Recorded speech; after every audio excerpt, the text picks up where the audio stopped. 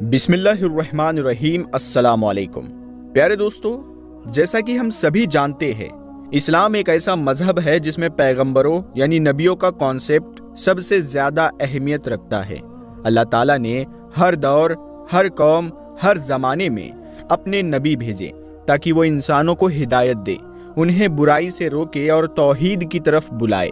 ویسے تو نبیوں کا ذکر صرف اسلام میں ہی نہیں بلکہ عیسائی اور یہودی دھرموں میں بھی ملتا ہے، مگر اسلامک مانیتاؤں کے مطابق دنیا میں کل ملا کر 1,00,000 سے زیادہ نبی بھیجے گئے، لیکن قرآن میں جن 25 نبیوں کا نام خاص طور پر ذکر کے ساتھ آیا ہے وہ سب سے اہم، سب سے مشہور اور انسانیت کے لیے مثال ہے۔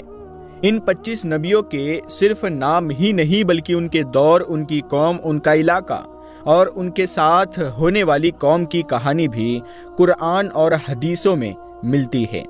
اور آج کی اس ویڈیو میں ہم آپ کو بتائیں گے کہ یہ 25 نبی دنیا کے آج کے نقشے میں کس کس دیش سے تعلق رکھتے تھے، اور ساتھ ہی یہ جانیں گے کہ ان کی وفات کہاں ہوئی اور ان کی مزاریں آج کس ملک میں موجود ہے۔ سب سے پہلے جن کی بات کی جائے گی وہ ہے حضرت آدم علیہ السلام۔ اسلامی مانیتاؤں کے مطابق انسانیت کی شروعات حضرت آدم علیہ السلام سے ہوتی ہے۔ وہ نہ صرف پہلے نبی تھے بلکہ پوری انسانی نسل کے پہلے انسان بھی تھے۔ اللہ نے انہیں مٹی سے بنایا اور جنت میں ٹھہرایا، لیکن شیطان کے بہکاوے کے بعد اللہ نے انہیں اور بی بی حوا کو جنت سے نکال کر دنیا میں بھیج دیا۔ روایتوں کے مطابق حضرت آدم علیہ السلام کو سری لنکا کی ایک اونچی پہاڑی پر اتارا گیا جسے آج ایڈمز پیک کہا جاتا ہے۔ یہ وہی جگہ ہے جو ہند مہاساگر میں بھارت کے بالکل نیچے موجود ہے۔ وہی ماں حوا کو جدہ یعنی سعودی عرب کے قریب اتارا گیا اور سالوں بعد یہ دونوں مکے کے قریب عرفات کے میدان میں ایک دوسرے سے ملے۔ وفات کے بارے میں کچھ روایتیں کہتی ہے کہ حضرت آدم علیہ السلام کی قبر مبارک مکہ کی ایک پہاڑی ابو قبیس میں موجود ہے، جبکہ کچھ کہتی ہے کہ وہ سری لنکا کے پاس ہی کہیں دفن کیے گئے، لیکن حقیقت صرف اللہ جانتا ہے۔ اب ہم بات کرتے ہیں دوسرے نبی کی، یعنی حضرت ادریس علیہ السلام کی۔ ان کا تعلق ایک ایسے علاقے سے تھا جو کبھی دنیا کی سب سے پرانی اور طاقتور تہذیبوں میں سے ایک تھا، بیبیلون، اور آج کے نقشے میں یہ علاقہ پڑتا ہے عراق دیش میں۔ حضرت ادریس علیہ السلام کو اللہ تعالیٰ نے صرف نبوت ہی نہیں دی تھی بلکہ حکمت، علم اور ہنر بھی عطا کیا تھا۔ انہیں دنیا کا پہلا انسان مانا جاتا ہے جس نے قلم سے لکھنا سیکھا تھا، جو تاروں کی چال کو جانتے تھے، جنہوں نے لوگوں کو کپڑے سلنا سکھایا، اور جنہوں نے سب سے پہلے انسانوں کو بتایا کہ سال، مہینے اور دن اور گھڑی کیسے چلتے ہیں۔ اسی لیے انہیں علوم کا پیغمبر بھی کہا جاتا ہے۔ انہوں نے اپنی قوم کو اللہ کی طرف بلایا، روزوں کا حکم دیا، زکوٰۃ دینے کی تعلیم دی اور نیک عمل کرنے کی دعوت دی، مگر افسوس ان کی قوم نے بھی وہی کیا جو اکثر نبیوں کے ساتھ ہوا، یعنی انکار، توہین اور ظلم۔ جب ان کی قوم نے ساری حدیں پار کر دی تو انہوں نے اپنے ماننے والوں کے ساتھ ہجرت کی اور روانہ ہوئے اس سرزمین کی طرف جسے آج ہم مصر یعنی ایجپٹ کے نام سے جانتے ہیں۔ پھر اللہ تعالیٰ نے انہیں ایک ایسا شرف بخشا جو بہت کموں کو نصیب ہوا۔ قرآن کہتا ہے اور ہم نے انہیں اونچا مقام عطا کیا، یعنی حضرت ادریس علیہ السلام کو زندہ ہی آسمانوں پر اٹھا لیا گیا، اسی لیے آج ان کی کوئی مزار نہیں ملتی۔ اب نام آتا ہے اس نبی کا جنہیں آدم ثانی یعنی دوسرا آدم بھی کہا جاتا ہے۔ جی ہاں، بات ہو رہی ہے حضرت نوح علیہ السلام کی۔ حضرت نوح علیہ السلام کا دور انسانی تاریخ کا وہ موڑ تھا جہاں انسان پھر سے گمراہی کی طرف بڑھ چکا تھا۔ لوگ بتوں کی پوجا کرنے لگے تھے، فطرت اور انسانیت مٹنے لگی تھی، اور ایسے وقت میں اللہ نے اپنے نبی نوح علیہ السلام کو بھیجا توحید کی روشنی لے کر شرک کے اندھیروں کو مٹانے کے لیے۔ سالوں تک انہوں نے اپنی قوم کو سمجھایا، دن میں، رات میں، کھلے میں، چھپ کر، ہر طرح سے، مگر لوگوں نے ان کا مذاق اڑایا، تانا مارا اور انہیں جھٹلایا۔ یہاں تک کہ انہوں نے اپنے کانوں میں انگلیاں ڈال لی تاکہ اللہ کا پیغام بھی سنائی نہ دے۔ جب قوم نے ساری حدیں پار کر دی تو اللہ کا حکم آیا، اے نوح ایک کشتی بناؤ ہماری نگرانی میں اور ہماری وحی کے مطابق۔ اور پھر شروع ہوا ایک الہی پروجیکٹ۔ ریگستان میں کشتی بننے لگی، لوگ ہنستے رہے، تانے مارتے رہے، مگر نوح علیہ السلام جانتے تھے کہ اللہ کا عذاب بس آنے ہی والا ہے۔ اور پھر آیا وہ دن جب آسمان سے پانی برسا اور زمین پھٹ پڑی۔ ایک ایسا طوفان آیا جس نے پوری باغی قوم کو بہا لیا۔ صرف وہی لوگ بچے جو نوح علیہ السلام کے بنائے ہوئے سفینے یعنی کشتی میں سوار تھے، انسان، جانور اور پرندے جو اللہ کے حکم سے چنے گئے تھے۔ یہ کشتی مہینوں تک پانی پر تیرتی رہی اور جا کر ایک پہاڑ پر رک گئی جسے آج ہم کہتے ہیں ماؤنٹ جودی، جو آج کے نقشے میں ترکی کی حد میں آتا ہے۔ حضرت نوح علیہ السلام نے طوفان کے بعد کئی سال تک لوگوں کو انصاف اور ایمان کے راستے پر چلایا۔ کئی روایتوں کے مطابق ان کی وفات عراق میں ہوئی۔ کچھ مانتے ہیں کہ ان کا مزار نجف یعنی عراق میں موجود ہے، جبکہ کچھ لیبنان کے جرحہ شہر کی طرف اشارہ کرتے ہیں۔ بہرحال ان کا علم، صبر اور حکمت آج بھی ہماری رہنمائی کرتا ہے۔ اب ہم بات کر رہے ہیں اس پیغمبر کی جنہیں اللہ تعالیٰ نے ایک ایسی قوم کی طرف بھیجا جو زمین پر سب سے طاقتور مگر سب سے ظالم اور گھمنڈی بن چکی تھی۔ یہ ہے حضرت ہود علیہ السلام کی قوم۔ اتہاس اور بھگول کے مطابق قوم عاد کا علاقہ آج کے نقشے میں دکشن سعودی عرب، پوروی یمن اور پشچمی عمان میں پھیلا ہوا تھا، خاص کر حضرموت، روب الخلی اور الاحقاف جیسے ریگستانی علاقوں میں۔ اور جب قوم کے انکار کی انتہا ہو گئی تو اللہ کا عذاب بھی اتنا ہی بھیانک آیا، ایک زبردست آندھی جو 7 رات اور 8 دن تک لگاتار چلتی رہی، ایک ایسی ٹھنڈی مگر تیز تباہ کن ہوا جو قوم عاد کو جڑ سے اکھاڑ کر اڑاتی رہی، یہاں تک کہ پوری قوم ریت میں دفن ہو گئی اور صرف ہود علیہ السلام اور ان کے چند ماننے والے ہی بچے۔ اس عذاب کے بعد حضرت ہود علیہ السلام نے وہی حضرموت یعنی یمن کے ایک علاقے میں آخری زندگی گزاری، اور وہیں پر ان کی مزار مبارک آج بھی موجود مانی جاتی ہے، جو قبر ہود کے نام سے مشہور ہے۔ یہ جگہ آج بھی یمن کے حضرموت صوبے میں موجود ہے، جہاں ہر سال لوگ زیارت کے لیے آتے ہیں۔ اب ہم پہنچتے ہیں اس نبی کی کہانی پر جن کا معجزہ آج بھی سعودی عرب کی چٹانوں پر درج ہے۔ وہ نبی جن کی آواز صدیوں سے ریگستان کی ریت میں گونجتی چلی آ رہی ہے، وہ ہے حضرت صالح علیہ السلام۔ اللہ نے انہیں بھیجا تھا اس دور کی ایک بہت ہی خوشحال، طاقتور اور بدھیمان قوم کی طرف، جس کا نام تھا قوم سمود۔ یہ قوم پہاڑوں کو کاٹ کر اس میں اپنے شاندار محل بناتی تھی، چٹانوں کو تراش کر اس میں کیلے بناتی تھی۔ ان کا علاقہ آج کے دور میں اتر پشچم سعودی عرب میں تھا۔ الاولا اور مدائن صالح ایسی نام کی جو جگہ اسی قوم کی نشانیاں ہیں۔ اس پر اللہ نے ایک نشانی بھیجی، ایک اونٹنی جو ایک پتھر سے چمتکاری روپ سے نکلی تھی۔ یہ اونٹنی نہ صرف ایک معجزہ تھا بلکہ اللہ کا امتحان بھی۔ حکم یہ تھا کہ ایک دن یہ اونٹنی پانی پیے گی اور اس ایک دن تم اسے کوئی نقصان نہ پہنچانا، مگر گھمنڈ اور ہٹ کے مارے ہوئے لوگوں نے اس اونٹنی کو ذبح کر دیا، اور پھر شروع ہوا اللہ کا عذاب۔ پہلے ایک بھیانک چیخ آئی جس نے دل و دماغ پھاڑ ڈالا، پھر زمین کانپی اور پورا شہر دھس گیا، پہاڑوں کے محل بھی ریت بن گئے اور قوم سمود کا نام اتہاس سے مٹ گیا۔ آج بھی سعودی عرب کے مدائن صالح علاقے میں ان پہاڑوں کی کھدائی میں بنے ہوئے مکان اور محل موجود ہے، جو اس بات کا ثبوت ہے کہ قوم سمود کوئی کالپنک قوم نہیں تھی بلکہ ایک حقیقت تھی جو اپنے گھمنڈ کی وجہ سے ختم کر دی گئی۔ یہ جگہ یونیسکو ورلڈ ہیریٹیج سائٹ بھی ہے۔ جہاں تک بات ہے حضرت صالح علیہ السلام کی وفات کی، تو کچھ روایتوں کے مطابق اللہ نے انہیں عذاب سے پہلے ہی وہاں سے ہجرت کرا دیا تھا، اور ان کا مزار بھی وہی مدائن صالح علاقے میں ہونا بتایا جاتا ہے۔ حالانکہ اس کی پختہ پشٹی نہیں ہے، مگر یہ علاقہ آج بھی لوگوں کے لیے عبرت اور توحید کی نشانی بنا ہوا ہے۔ اب ہم پہنچتے ہیں اس شخصیت کی کہانی پر جنہیں صرف اسلام ہی نہیں بلکہ یہودیت اور عیسائیت بھی تسلیم کرتی ہے۔ وہ ہے حضرت ابراہیم علیہ السلام، جنہیں دنیا بھر کے دھرموں میں ابراہم کے نام سے جانا جاتا ہے۔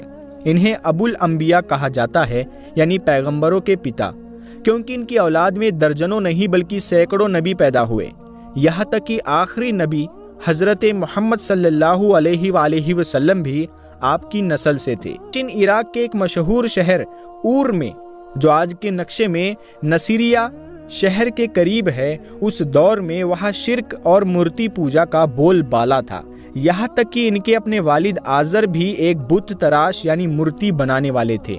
پیارے دوستو، آپ کو بتاتے چلے، آزر جو تھے وہ حضرت ابراہیم علیہ السلام کے چچا تھے، مگر ابراہیم علیہ السلام نے بچپن سے ہی سوال پوچھنا شروع کر دیے تھے، یہ بے جان مورتیاں کیسے ہمارا خدا ہو سکتی ہے؟ اور جب سچائی کو جانا تو پوری قوم کے سامنے اعلان یہ کر دیا کہ میرا رب وہ ہے جو جیون دیتا ہے، زندگی دیتا ہے، موت دیتا ہے اور آسمانوں کو چلاتا ہے۔ آپ نے شرک کے خلاف ایک ایسا بغاوت کیا جو اتہاس میں مثال بن گیا۔ ایک دن جب پوری قوم تہوار میں گئی تھی، آپ نے ساری بتوں کو توڑ ڈالا، صرف ایک بڑے بت کو چھوڑ دیا اور اس کے ہاتھ میں ایک کلہاڑی لٹکا دی۔ پوچھا گیا، یہ سب کس نے کیا؟ تو جواب ملا، اس بڑے بت سے پوچھو۔ مگر جب قوم کو جواب سمجھ آیا تو آپ کو آگ میں ڈالنے کا حکم دے دیا گیا۔ ایک بہت بڑی آگ جلائی گئی، اتنی بڑی کہ پاس جانا بھی ممکن نہ تھا، مگر جب ابراہیم علیہ السلام کو اس میں پھینکا گیا تو اللہ نے حکم دیا، اے آگ ٹھنڈی ہو جا اور سلامتی بن جا ابراہیم پر، اور پھر آگ ٹھنڈی ہو گئی۔ ابراہیم علیہ السلام صحیح سلامت باہر نکل آئے اور قوم حیران رہ گئی، مگر ان کا گھمنڈ پھر بھی نہ ٹوٹا۔ اس کے بعد حضرت ابراہیم علیہ السلام نے ہجرت کی، پہلے فلسطین، پھر مصر اور پھر حجاز یعنی سعودی عرب کی سرزمین پر آئے۔ یہاں انہوں نے اپنے بیٹے حضرت اسماعیل علیہ السلام کے ساتھ مل کر کعبہ شریف کی بنیاد رکھی، جو آج بھی مسلمانوں کا قبلہ ہے۔ آپ کی ایک اور آزمائش تھی، اپنے بیٹے کی قربانی کا حکم۔ جب حضرت ابراہیم علیہ السلام نے آنکھوں پر پٹی باندھ کر چھری چلائی تو اللہ نے فرشتہ بھیجا اور انسانی قربانی کی جگہ ایک مینڈھا بھیجا، جو آج بھی عید الاضحیٰ کے روپ میں یاد کیا جاتا ہے۔ حضرت ابراہیم علیہ السلام کا مزار آج بھی فلسطین کے شہر خلیل میں موجود ہے، جہاں ان کے ساتھ حضرت اسحاق علیہ السلام اور ان کی بیویاں بھی دفن ہیں۔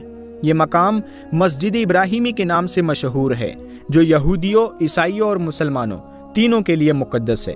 اب بات کرتے ہیں اس پیغمبر کی جن کا مقام صرف ایک رسول کا ہی نہیں بلکہ ایک چیتاونی کا بھی ہے۔ وہ ہے حضرت لوط علیہ السلام۔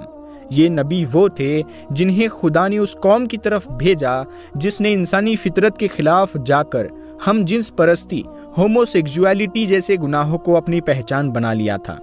لوط علیہ السلام کو بھیجا گیا تھا دو مشہور اور قابل شہروں کی طرف، سدوم اور عمورہ۔ یہ شہر اس وقت کی تجارت اور سیر سپاٹے کا بڑا مرکز تھا، مگر ساتھ ہی ساتھ فحاشی، بے ادبی اور جرم کا اڈا بھی۔ ان کی قوم ایک ایسی برائی میں لپت تھی جسے آج کے دور میں بھی کئی مذہب حرام اور گناہ کبیرہ مانتے ہیں۔ وہ تھی مردوں کا مردوں کے ساتھ جسمانی تعلقات رکھنا، اور لوط علیہ السلام نے بار بار ان کو سمجھایا، کیا تم عورتوں کو چھوڑ کر مردوں کے پاس جاتے ہو؟ مگر ان کی قوم نے مذاق اڑایا اور یہاں تک کہا، لوط اور اس کے گھر والوں کو نکال دو، یہ بہت پاک باز بنتے ہیں۔ جب حدیں پار کر دی گئی تو اللہ کا عذاب ان کے سر پر اتر آیا۔ 3 فرشتے انسانوں کی شکل میں آئے، پہلے حضرت ابراہیم علیہ السلام کے پاس، پھر پہنچے لوط علیہ السلام کے شہر۔ جب لوط علیہ السلام کی قوم نے ان فرشتوں کی طرف بھی بری نگاہ سے دیکھنا چاہا تو وہی وقت تھا جب اللہ کا حکم جاری ہو گیا۔ قوم سدوم اور عمورہ پر پتھروں کی بارش ہوئی اور دھرتی کو الٹ دیا گیا۔ جو شہر ایک وادی میں تھے اب دنیا کی سب سے نیچی سطح بن گئے۔ ڈیڈ سی جو آج بھی موجود ہے۔ ڈیڈ سی دنیا کی سب سے نیچی اور سب سے نمکین جھیل ہے۔ اس میں کوئی زندہ چیز نہیں بچتی اور مسافر آج بھی اسے دیکھ کر دہل جاتے ہیں کہ اللہ کے عذاب کی تصویر کتنی خوفناک ہو سکتی ہے۔ حضرت لوط علیہ السلام کو اللہ نے ان کے گھر والوں اور ایمان والوں کے ساتھ اس عذاب سے پہلے نکال لیا تھا، سوائے ان کی بیوی کے जो उसी कौम के साथ हलाक हो गई क्योंकि वो दिल से उस बुराई के साथ थी। हमारी इस मुकद्दस लिस्ट में अब बारी है उस नबी की जिनकी नस्ल में आखिरकार हमारे प्यारे नबी सल्लल्लाहु अलैहि वसल्लम का जन्म हुआ। ये है हज़रत इस्माइल अलैहिस्सलाम। इनका जिक्र सिर्फ एक नबी के तौर पर नहीं बल्कि एक नस्ब का हिस्सा बनकर भी आता है। ये वही बेटे थे हज़रत इब्राहीम अलैहिस्सलाम के जिनके साथ मिलकर उन्होंने काबा शरीफ की तामीर की थी, जिसकी तरफ आज पूरी दुनिया के मुसलमान सजदा करते हैं। जहाँ तक इनकी पैदाइश की बात है तो तारीखी हवालों से मालूम होता है कि ये जन्मे थे फ़िलिस्तीन की सरजमीन पर, लेकिन जल्द ही अल्लाह के हुक्म से हज़रत इब्राहीम अलैहिस्सलाम ने अपनी बीवी हाजरा और नन्हे इस्माइल अलैहिस्सलाम को एक वीरान सूनी वादी में छोड़ दिया जो आगे चलकर मक्का बनी। उस वक्त वहाँ न कोई पानी था न कोई बस्ती, मगर एक माँ की दुआ और एक बच्चे के पाँव की रगड़ से जमजम जैसा मिरेकल दुनिया ने देखा। हज़रत इस्माइल अलैहिस्सलाम ने मक्का की उसी सरजमीन में परवरिश पाई और वही बड़े हुए। इन्हीं को अरबी दुनिया का पहला बाशिंदा और असली अरबों का वालिद, फादर ऑफ द अरब्स कहा जाता है। माना जाता है कि इन्होंने मक्का के इलाके में तौहीद की तालीम दी, लोगों को एक अल्लाह की इबादत की तरफ बुलाया और अरबी ज़ुबान को बुनियादी तौर पर फैलाने वाले भी यही थे। इनका रिश्ता कुर्बानी से भी जुड़ा हुआ है। वो जब हज़रत इब्राहीम अलैहिस्सलाम को ख्वाब में बेटी की कुर्बानी का हुक्म मिला तो वो बेटा यही थे, हज़रत इस्माइल अलैहिस्सलाम। और जब दोनों बाप बेटा अल्लाह के हुक्म के सामने बिल्कुल सर झुका चुके थे तब अल्लाह ने एक दुम्बे को भेज दिया और कहा ये हमारी सबसे बड़ी आजमाइशों में से एक थी। आज के नक्शे में हज़रत इस्माइल अलैहिस्सलाम की लोकेशन यानी पैदाइश फ़िलिस्तीन में मानी जाती है। ज़िंदगी और नबूवत की बात करें तो मक्का और सऊदी अरब में उनकी ज़िंदगी और नबूवत उन्हें वहीं पर मिली और उनका मज़ार मुबारक हिजरे इस्माइल खाना काबा की बाहरी दीवार के अंदर सेमी सर्कल जो इलाका है वहाँ पर मानी जाती है। ये काबा का ही हिस्सा माना जाता है। आज भी हाजियों को कहा जाता है कि अगर आपने हिजरे इस्माइल के अंदर नमाज पढ़ी तो समझो काबा के अंदर नमाज पढ़ी। अब बात करते हैं उस नबी की जो एक बुजुर्ग बाप की दुआओं का नतीजा थे, हज़रत इसहाक अलैहिस्सलाम। वो बेटे जो उम्र के ढलते वक्त में हज़रत इब्राहीम अलैहिस्सलाम और उनकी बीवी सारा रदी अल्लाह ताला अन्हा को अल्लाह की तरफ से इनाम की तरह मिले थे। ये वो मुकद्दस दौर था जब इब्राहीम अलैहिस्सलाम पहले ही एक बेटे हज़रत इस्माइल अलैहिस्सलाम को मक्के की वीरान वादी में छोड़ आए थे, लेकिन जब वो कनान यानी आज का फ़िलिस्तीन लौटे तो वहाँ अल्लाह ने उन्हें एक और बेटे की खुशखबरी दी और नाम रखा गया इसहाक, जिसका मतलब ही होता है जो चेहरे पे मुस्कुराहट लाए, क्योंकि उनकी माँ सारा रदी अल्लाह ताला अन्हा इस खबर को सुनकर हंस पड़ी थी। हज़रत इसहाक अलैहिस्सलाम ने अपनी नबूवत की जिम्मेदारी फ़िलिस्तीन की सरजमीन पर निभाई जो आज के दौर में आप सब जानते हैं। ये इलाका हमेशा से तौहीद के पैगाम का गवाह रहा है, जहाँ एक के बाद एक अजीम पैगंबर आते रहे। हज़रत इसहाक अलैहिस्सलाम के बेटे थे हज़रत याकूब अलैहिस्सलाम, जिनसे बनी इसराइल की कौम की नींव पड़ी। यानी जो सिलसिला हज़रत इस्माइल अलैहिस्सलाम के ज़रिए अरब में चला, वही सिलसिला इसहाक अलैहिस्सलाम के ज़रिए शाम, फ़िलिस्तीन और मिस्र में बढ़ा। इनकी मज़ार मुबारक आज के दौर में कहा है किस मुल्क में है तो केव of the patriarch Al Khalil हेब्रॉन, West Bank फ़िलिस्तीन। इसी गुफा में दफन है हज़रत इब्राहीम अलैहिस्सलाम, हज़रत सारा रदी अल्लाह ताला अन्हा, हज़रत इसहाक अलैहिस्सलाम, हज़रत रिबेका यानी हज़रत इसहाक अलैहिस्सलाम की बीवी, हज़रत याकूब अलैहिस्सलाम। ये जगह है तीनों अब्राहमिक मजहबों के लिए सबसे मुकद्दस मकामात में से एक मानी जाती है। अब जिक्र उस नबी का जिनकी नस्ल से बनी इसराइल की पूरी कौम चली, हज़रत याकूब अलैहिस्सलाम, जिनका नाम कुरान में कई बार आया और जिन्हें इसराइल भी कहा जाता है, यानी वही याकूब जिनके 12 बेटे थे, जिनसे आगे चलकर बनी इसराइल के 12 कबीले बने।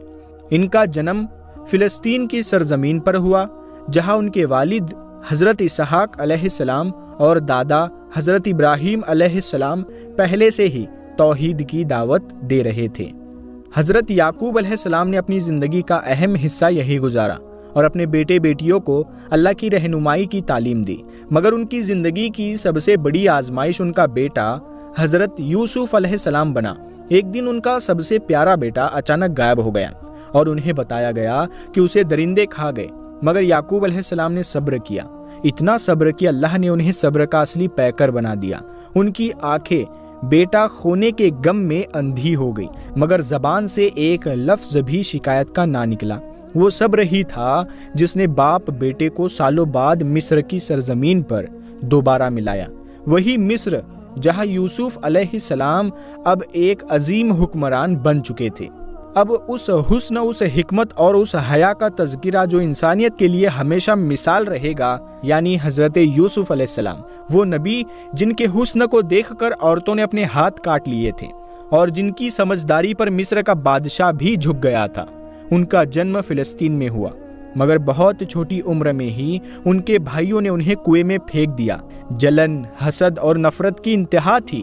جب ان کے بھائی مصر کے قحط کے دوران ان کے دربار میں پہنچے تو انہوں نے معاف کر دیا۔ ایک بادشاہ ہوتے ہوئے انہوں نے صبر، رحم اور انصاف کی سب سے بڑی مثال پیش کی، اور وہی مصر جو ان کی آزمائشوں کا گواہ تھا، وہی ان کی وفات اور مزار کا بھی گواہ بنا۔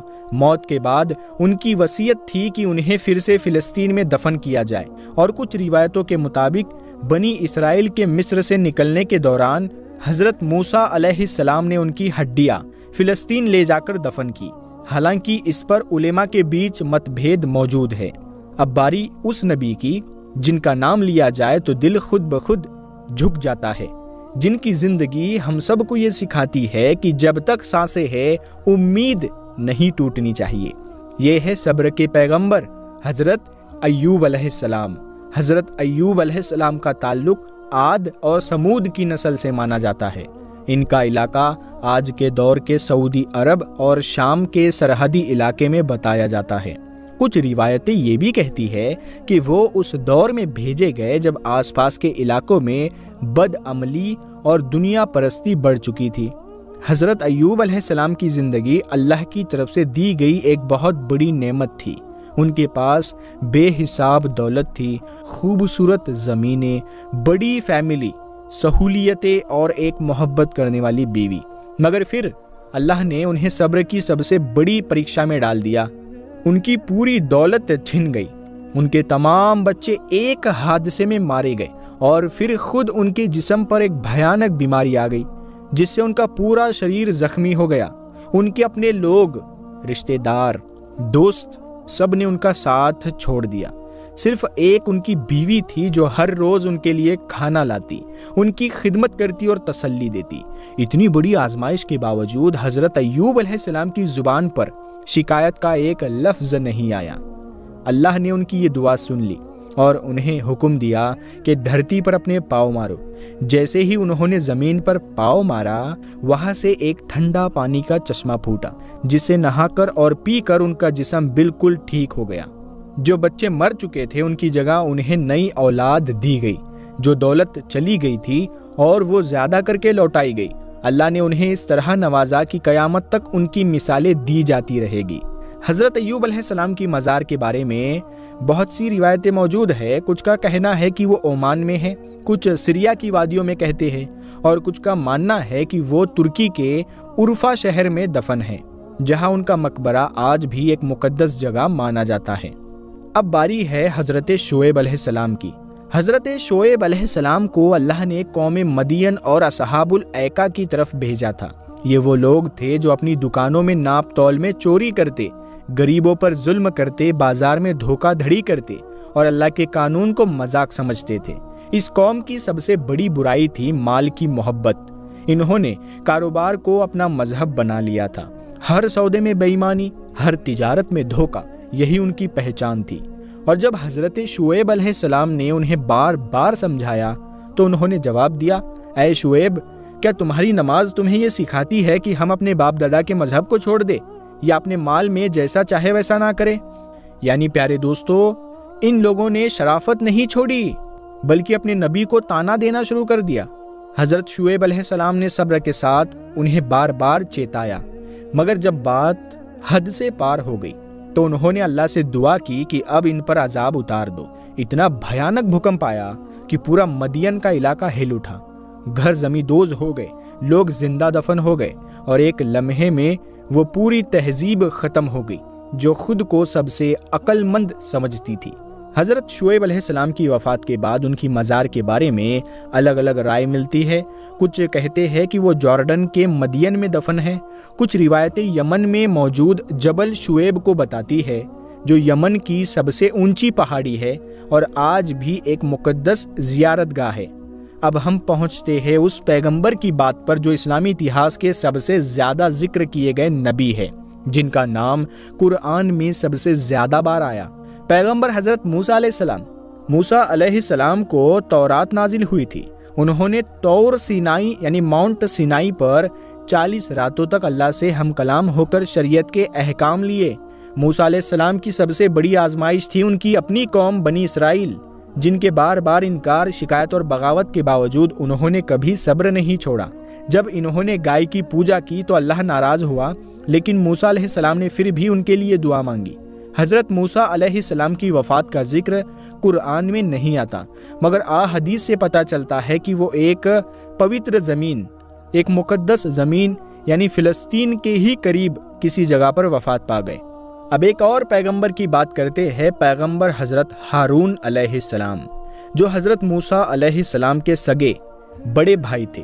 جب اللہ نے حضرت موسیٰ علیہ السلام کو نبوت دی اور انہیں حکم ہوا کہ ظالم فرعون کے پاس جا کر اس کو دعوت توحید دے، تو انہوں نے ایک عظیم دعا کی، اور میرے لیے ایک وزیر بنا دے میرے گھر والوں میں سے ہارون کو، میرے بھائی کو، جس سے میری کمر مضبوط ہو جائے اور اسے میرے کام میں شریک کر دے۔ اور اللہ نے نہ صرف دعا قبول کی بلکہ ہارون علیہ السلام کو بھی نبی بنا دیا۔ قرآن میں آتا ہے حضرت ہارون علیہ السلام بولنے میں بہت زیادہ فرصت اور فصاحت والے تھے۔ یہی وجہ تھی کہ جب فرعون کے دربار میں جانے کی باری آئی تو زبان کے ذریعے قوم تک پیغام پہنچانے کی ذمہ داری زیادہ تر ہارون علیہ السلام کو ہی دی گئی۔ جب موسیٰ علیہ السلام طور سینائی پر 40 راتوں کے لیے اللہ سے تورات لینے گئے تھے تو پیچھے پوری قوم کو ہارون علیہ السلام کے حوالے کر دیا گیا، مگر اسی دوران قوم بنی اسرائیل نے گائے کی پوجا شروع کر دی اور ہارون علیہ السلام انہیں روکتے رہے، مگر وہ ان کی نہیں مانے۔ روایتوں کے مطابق حضرت ہارون علیہ السلام کی وفات سینا پہاڑ کے قریب ہی ہوئی تھی۔ ایک روایت کہتی ہے کہ ان کی قبر جارڈن اور سعودی عرب کے بیچ کسی پہاڑی علاقے میں ہے۔ کچھ لوگ مانتے ہیں کہ پیٹرا یعنی جارڈن میں جو موجود ہے اس کے پاس ان کی قبر موجود ہے، جو ایک بے حد پرانا اور رہسیمئی شہر ہے۔ اب بات کرتے ہیں پیغمبر حضرت داؤد علیہ السلام کی۔ داؤد علیہ السلام کا تعلق بنی اسرائیل سے تھا۔ ان کی زندگی کا زیادہ تر حصہ فلسطین کے علاقے میں گزرا۔ وہ ایک نبی بھی تھے اور ایک بادشاہ بھی۔ اللہ نے انہیں حکومت اور ہدایت دونوں سے نوازا تھا۔ ان کی مزار کے بارے میں اتہاس بتاتا ہے کہ یہ قدس یعنی یروشلم کے آس پاس کہیں موجود تھی، لیکن اس کی پختہ لوکیشن آج گمنام ہے۔ پیارے دوستو، بچے ہوئے جو 10 پیغمبر ہیں ان کے بارے میں ہم سیکنڈ پارٹ میں بتائیں گے، کیونکہ یہ ویڈیو بہت بڑی ہو چکی ہے۔ تو اگر یہ ویڈیو آپ کو پسند آئی ہے تو آپ اسے لائک کریں، شیئر کریں اور ضرور بتانا کہ ہم اس کا سیکنڈ پارٹ لائے یا نہیں۔ اگر اس ویڈیو پہ 1000 لائک ہو جاتے ہیں تو جلد سے جلد ہم اس کا سیکنڈ پارٹ بھی بنائیں گے، جس میں ہم بات کریں گے بچے ہوئے ان 10 پیغمبروں کی